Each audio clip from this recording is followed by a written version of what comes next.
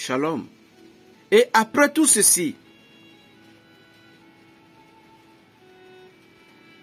nous avons eu la conception de certains prophètes jusqu'à Samson. La mère de Samson n'a pas d'enfant. Dieu l'a frappé de la stérilité. Toi qui me regardes, maman, et ton épouse, ou bien toute ta belle famille, ou bien tes beaux-frères, tes belles-sœurs, on t'injure que tu n'as pas d'enfant. Au nom de l'Éternel des armées, qui avait donné une parole sacrée sur les enfants d'Israël, il dit, en Israël, il n'y aura jamais la stérilité. Je proclame sur toi maintenant que tu reçois ces paroles. Que cet enfant qui entrera en toi soit rempli du Saint-Esprit et que Dieu te suie les larmes d'ici la fin de ce mois. Telle est la volonté de Dieu. Mais avant cette année, tu vas concevoir au nom de Jésus-Christ. Amen. Donc, la mère de Samson est passée. La mère de qui? Samuel est là. Après la mère de Samuel, nous avons eu l'histoire de Ruth, la pétresse, revenue avec Naomi, qui avait instauré la racine de Jessé. Nous avons vu la bravoure de la prophétesse Anne dans le temps de Samuel. Il y en a des femmes là. Nous avons vu la bravoure de Judith. Alors, dites-moi, si Dieu a considéré tellement les femmes comme ça, en faisant pas eux et mettre dans le monde ses enfants, qui doit gouverner, qui doit aider le monde, vous qui les maltraitez, oui,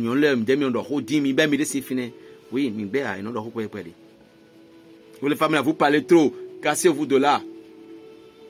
Soit lorsque vous couchez avec les femmes, tu vas dire, Jean, j'ai couché avec lui. Oh, c'est bon, moi-même je vais faire. Toi aussi tu vas faire. Dites-moi,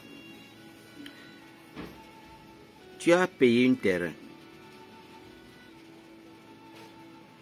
et tu laboures la terre puis c'était bon.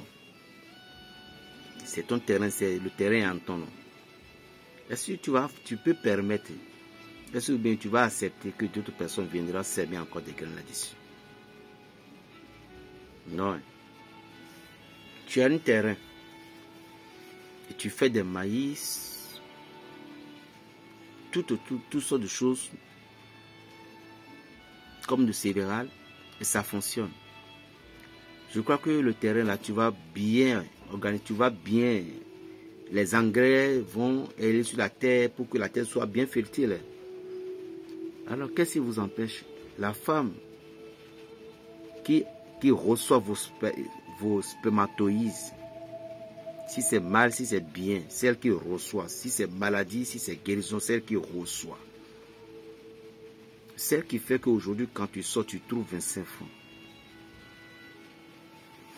Quelle est sa place dans ton cœur?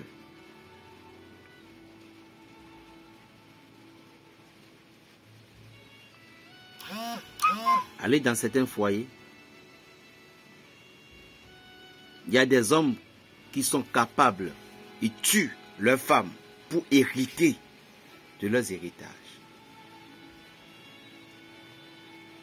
Ils tuent leurs femmes, ils empoisonnent leurs femmes. Parce que sa femme a des moyens plus que lui. Il y a des hommes, malgré la soumission de leurs femmes, je sais qu'il y en a tellement certaines femmes qui ne sont pas du tout des bonnes, ils n'ont pas reçu de bonnes éducations, mais il y a des femmes, ce n'est pas eux tous. Alors la personne qui au moins a accepté dit, Laisse-moi, s'il te plaît, rester auprès de toi ou bien auprès de mes enfants. Et t'as fait quoi? Ta femme est là. Tu vas mettre une autre femme dans la maison. Et elle ne peut pas parler. Et l'autre aussi, tu as mis des ongles. Ça là. Tu as fait tout. Arrivé à la maison, ça t'a rien dit. Et toi, mais tu sais que l'homme là, tu l'aimes pas, c'est ça que tu veux. Tel avenue. Il y a des femmes. Quelles conséquences? C'est des gens demain. C'est des gens.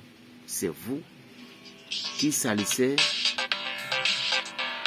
Excusez-moi, c'est un appel de vie. Excusez-moi, ce sont vos amis. Donc, il y a des femmes, c'est vous qui salissez le voile de l'autre femme. Je vous en supplie, mes chères mamans. Si je vous ai offensé, pardonnez-moi, je vous aime tellement. Vous comprenez? Je vous aime tellement, mes chères mamans. C'est une femme qui m'a mise au monde. Moi, d'abord, toute ma nature, là, je ne fais que rester. Toutes mes locations que j'ai fait durant que j'ai commencé à être jeune, c'est avec les femmes. Jusqu'à ce que même j'ai construit ma maison, même là, c'est une femme qui m'a encore aidé. Donc, j'aime beaucoup les mamans. Dans la tradition africaine, d'abord, par le respect de ma maman Marie, ma mère spirituelle.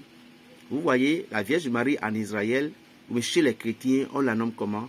La reine du ciel, la reine, la mère de Dieu. On la donne beaucoup de trucs.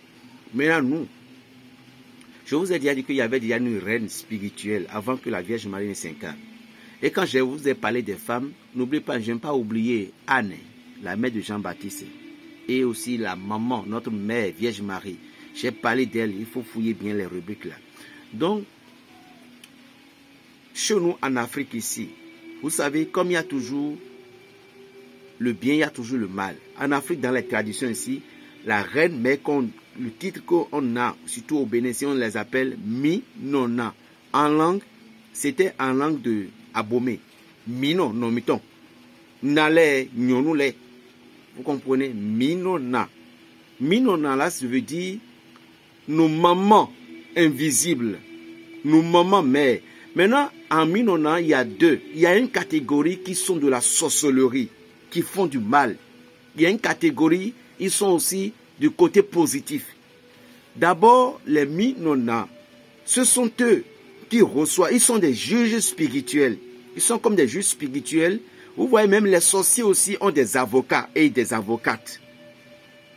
Donc, les Minona qui font parfois du mal, bon, du bien, du mal, c'est ce que je vais dire, pour en globaliser, parce que ce n'est pas un enseignement que je vais donner, mais comme je parlerai de la spiritualité, il faut que je dois aller, je suis noir, je dois aller sur le terrain tout entier. Vous voyez, c'est pas quand nous parlons de la sorcellerie, je vous ai dit que ce n'est pas la sorcellerie qui tue, mais c'est le cœur de l'homme qui devient sorcier mal. Parce que nous sommes tous des sorciers. Moi, je suis un sorcier de Dieu, parce que je suis du côté positif. Donc, allez à Paris. Je suis maïsien, je suis sorcier. Mais ça dépend le développement que nous développons. C'est ça qui amène le mal. Vous comprenez maintenant. Lorsque vous développez la sorcellerie mal, vous devenez un dictateur, un tueur. Ce sont des gens, ce sont ces sorciers-là qui tuent, qui blâment le destin des hommes. Donc les Minona qui sont en cohabitation avec ces sorciers acceptent à ce qu'on leur donne de la marchandise. Qui est Minona? Minona, dans les traditions de chez nous, les Minona, parfois, on peut, si tu es âgé de la maison, et bon, ils ont des fétiches, on te nomme, comme dans, tant flanquant, bon, je suis dans l'Afrique même, comme dans les Egungun maintenant, dans une maison où on fait des cultes l'étude de revenants, on nomme quelqu'un là, on dit Taïno. Et à des moments donnés où leur cérémonie va commencer, c'est lui qui doit prier. C'est elle qui doit prier d'abord avant qu'il y aura toute autre action. N'oublie pas, je suis africain. C'est Dieu qui m'a rappelé. Alléluia. Je rends grâce à Dieu. Gloire à Dieu. Si Dieu ne va pas sauver là, petit berger que vous voyez ici là, mais je dis Dieu merci, franchement. Donc, c'est ça. Donc, s'il n'y a pas dans une maison où il y avait des cérémonies occultistes et autres, on nomme une reine dame. On dit reine mère de la maison, on dit Minona. C'est elle qui doit prier. Vous comprenez? Donc, elle est héritière de l'esprit de la maison.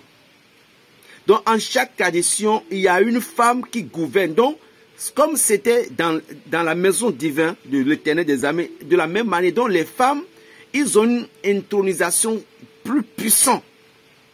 Même dans notre tradition ici, il y a certaines choses que nous voyons comme Zangwetor, c'était la femme qui avait obtenu certaines choses-là. C'était la femme. Donc, la femme a une grande responsabilité spirituelle. D'abord, parce que c'est la femme qui produit toutes choses, du bien comme du mal. Maintenant, nous, les hommes, que nous sommes, lorsque nous maltraitons une femme, c'est comme si que nous touchons directement le cœur de Dieu.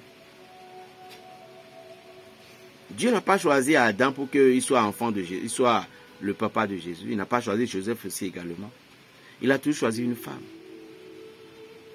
Je me rappelle bien de mon pape, la paix soit sur lui, le pape Jean-Paul II.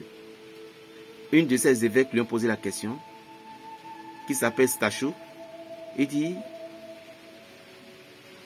il pose la question au pape, il dit, pape, est-ce qu'un prêtre peut sentir le goût de la femme? Ou bien pourquoi Dieu aime pourquoi? Quelle sensation que les femmes et puis les gens aiment la femme? Le pape dit, Stachou, si tu sais combien de fois Dieu aime les femmes, tu ne peux pas imaginer. Chers amis, une femme innocente qui s'est soumise à toi, respecte-la.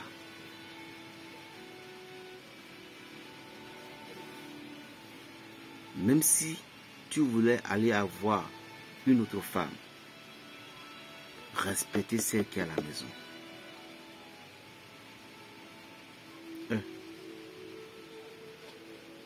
Une femme qui a besoin de toi.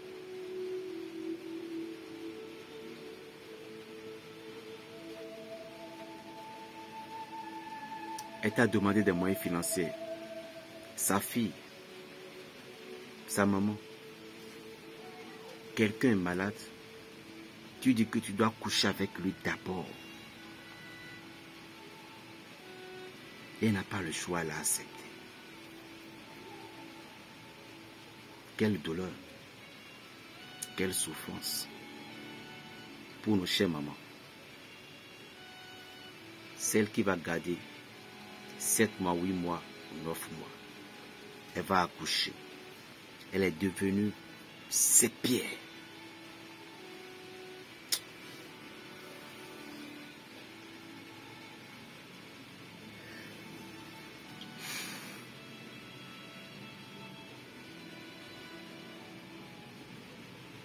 Tu prends ceinture, tu la tapes. Elle a abandonné sa famille. Et c'est lui qui veut porter le nouveau nom de la famille pour toi.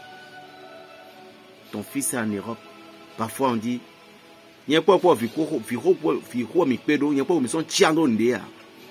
toi et moi, ce sont les enfants qui nous ont unis. Mais on n'a plus rien à dire. T'as fait quoi? T'as fait quoi? Elle t'a imploré. Je dis bien, je répète, écoutez bien ma langue. Il y a des femmes diagrabio. Je ne parlais pas de ces femmes-là. Les femmes irrespectueuses qui ne respectent pas leur mari. Les femmes qui ne connaissaient pas la douleur des enfants. Les femmes qui ne connaissent pas ce qu'on appelle respecter son foyer. Je ne parle pas de ces femmes-là. Mais je parle des mamans qui savent que l'homme est son aîné et elle devait des respects. Malgré ces respects qu'elle donne, elle n'est pas respectée également. c'est à eux que je demande pardon pour tous ces hommes qui les maltraitent.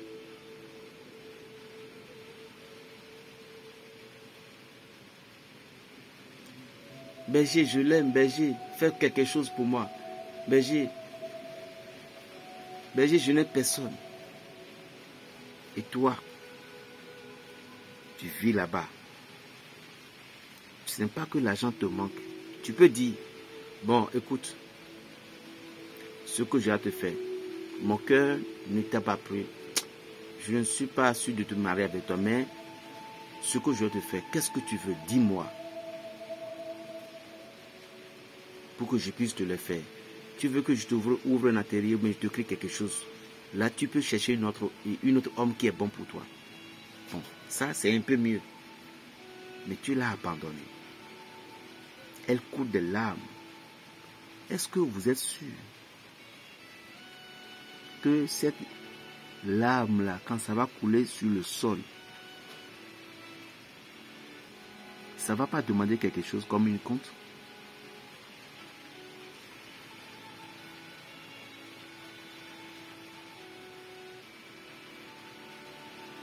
Il y a des gens aujourd'hui, à cause des choses que leur mari a fait pour eux, elles les ont maudits. Chère maman, je vous en conjure aussi, vous aussi, un secret pour vous. Il n'est pas bon que vous prononcez des malédictions envers vos femmes et vos maris, vos époux. Au cours de la toilette, certaines femmes savent bien de quoi je parle, où vous faites certaines choses dans la toilette, vous dites certaines choses envers votre mari, ce n'est pas bon. Parce que toi et lui, vous êtes un. Et quand il va mal, toi aussi tu iras mal.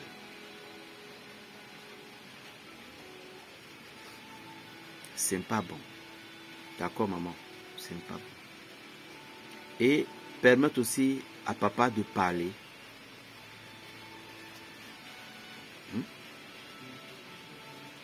Et ne dis pas que c'est moi et toi qu'on a souffert ici.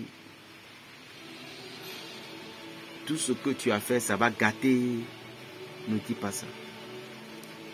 Est-ce que tu aimes ton foyer? Est-ce que tu aimes ton mari? C'est simple. Fais une protection pour vous deux.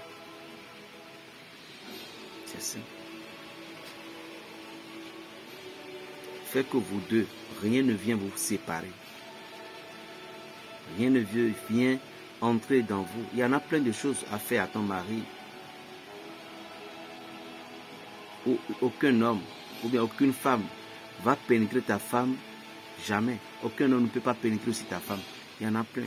Et ce n'est pas ce que vous faites aujourd'hui, puisque ta femme est collée avec l'homme. Ça, c'est la honte. La femme avec qui tu as couché, quels que soient les pouvoirs là, quelle que soit ta colère, il n'est pas question que tu as fait un truc pareil. Quel que soit ce qui se passe. Et fais ça puis publiquement, tout le monde va filmer ta femme. Ou bien ils sont collés dessus, ce n'est pas bon. Il y en a plein. Mais que Dieu n'ose que je fais ça. J'ai plein de ça. Mais à quoi ça sert de faire ça? À quoi ça sert? C'est la honte. Pire encore, tu as fait des enfants. La nudité d'une femme est sacrée. La nudité d'un homme est sacrée. C'est pourquoi s'il y a deux intimités entre deux personnes, quand l'autre va se lever pour ouvrir la bouche pour parler, il a récolté en même temps la bénédiction sur lui.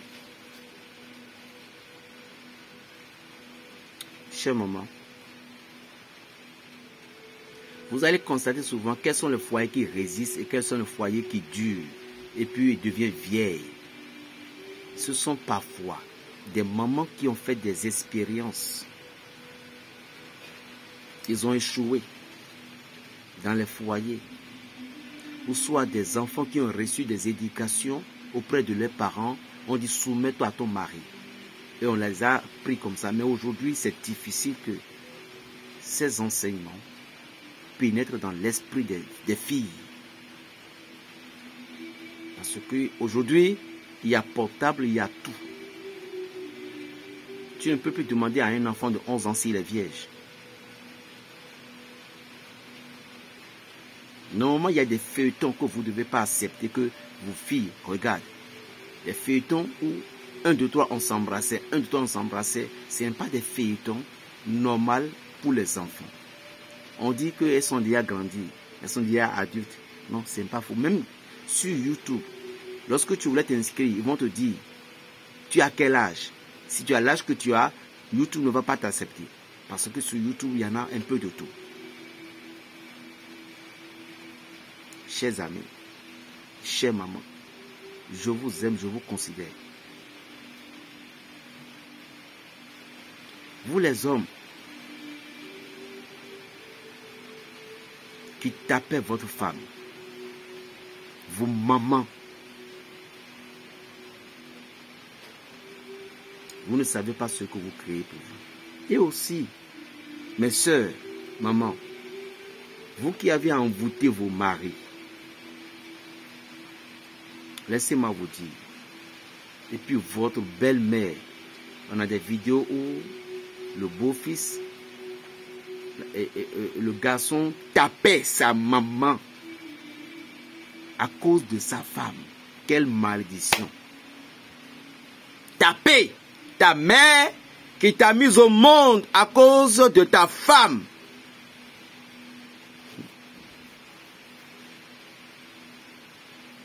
Je me demande si c'est la bénédiction que tu recevais ou bien le malheur. You want to kill yourself.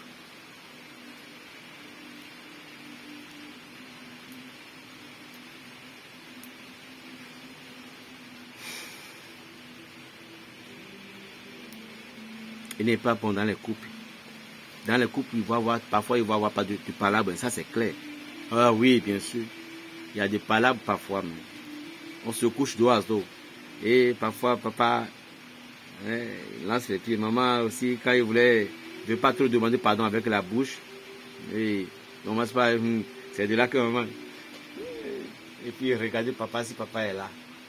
Papa même lui, il va regarder les deux hypocrites là. Les deux hypocrites. Écoutez, maman, je ne vous force pas, mais c'est très important ce conseil. Lorsque vous avez problème avec votre mari, essayez de lui demander pardon parfois.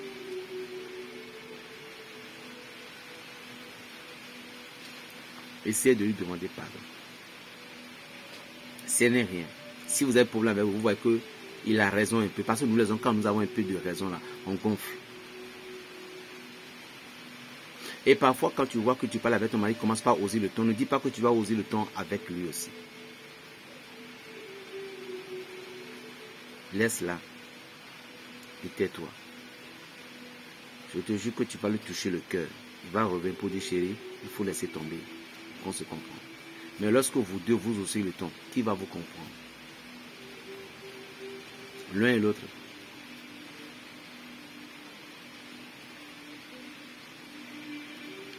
La femme a une grande importance pour Dieu. La femme n'est pas une serpillère.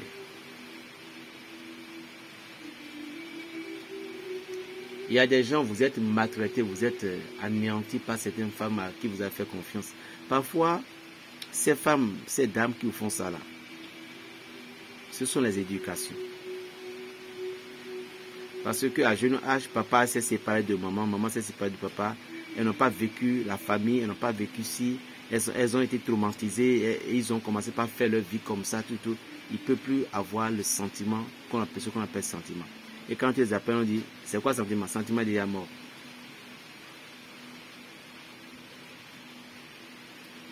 Ne maltraitez pas nos mamans.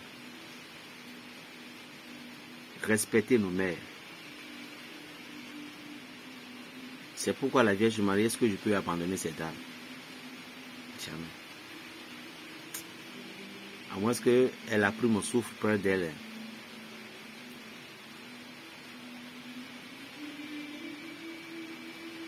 Respectez toutes les femmes, toutes les femmes que vous voyez.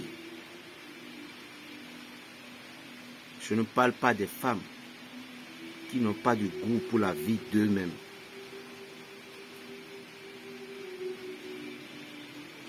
Mais je parle des vraies femmes qui sont des femmes de foyer.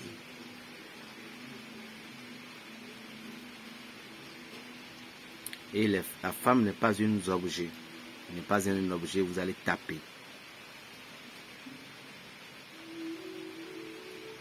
C'est tout ce que j'ai à vous donner ce matin. J'ai tellement de travaux sur moi que je dois l'effectuer. Je suis Berger Raphaël, votre frère le béninois. La paix sur vous, la paix dans les cœurs. Que la grandeur de Dieu Tout-Puissant soit sur vous. Et que l'Esprit de Dieu vous élève au plus haut des cieux. Paix dans les cœurs. Berger Raphaël. Le béninois. Plus 229, le 95, 26, 41, 46. Je vais vous juste laisser une petite protection contre la sorcellerie. Vous allez juste prendre un couteau neuf, bien neuf, qui peut même couper un papier peint. Vous allez prendre un citron qui est bien mûr, qui a beaucoup de jus, une seule, bien jaune. Vous allez prendre 2 gousses d'ail ou 3 gousses d'ail, petit 3. Vous allez les écraser. Vous allez récupérer son jus. Ou soit vous prenez, là il a en quantité, vous écrasez, vous récupérez le jus. Mais vous allez prendre que 3 cuillères à café dedans. Vous allez récupérer que 3 cuillères à café. Vous mettez ce jus là dans un petit verre. Le jus là, vous mettez ça dans un petit verre. Maintenant vous allez prendre un couteau. Et vous mettez le citron là sur une table. Et d'un seul coup, vous appuyez et le couteau là, d'un seul coup, vous coupez comme ça. Je dis pas 2 fois, d'un seul coup, vous les coupez. Au moment dont vous avez coupé ça, donc vous les coupez directement comme ça. Après les avoir coupés, vous récupérez les jus là sur le jus de l'ail et puis vous les filtrez. Attention, c'est très puissant pour les enfants à partir de 2 ans. Mais pour les enfants de 1 an, il ne peut pas. 1 an qui commence par ta. Vous leur donnez un tout petit peu de cuillère à café. Un tout petit peu de cuillère à café. Mais un enfant de 2 ans, 3 ans, il peut prendre 2 cuillères à café. Mais un grand quelqu'un, il peut prendre, si c'est rempli, le verre, mélangé avec le jus de l'ail là, il prend. Qu'est-ce que ça fait? Lorsque l'enfant a pris, vous allez commencer par sentir les ventres vont commencer par tourner. Vous allez sentir envie de vomir. Qu'est-ce que ça fait? Ça brise la puissance de la sorcellerie. Ça protège contre la sorcellerie. Ça casse tout ce qui est négatif dans votre corps. Essayez là. Je dis un citron, couteau, un peu de jus de l'ail dans un verre. Si c'est pour un enfant de 1 an, vous donnez un petit cuillère à café. Si c'est un enfant de 2 ans, 2 cuillères à soupe. Si c'est un enfant qui a déjà 5 ans, donnez le moitié du petit verre là. Verre admet le petit. Voilà. Le citron doit être 1 sur le jus de citron et jus d'ail. Il ne faut pas faire beaucoup de citron, c'est une seule citron. Soit vous pouvez faire 3 citrons et prendre un verre admet, le verre admet là, un jus de verre admet de truc là, comment ça s'appelle, de l'ail là, et puis vous mettez les 3 jus de citron là-dessus, vous mélangez et puis vous les divisez. C'est bon aussi. Mais lorsque vous prenez ça, ça va vous secouer un peu quelques minutes. C'est trop fort. C'est puissant. Aucun sorcier ne peut pas vous toucher. Plus 229, le 95, 26, 41, 46. Berger Raphaël le béninois. Shalom.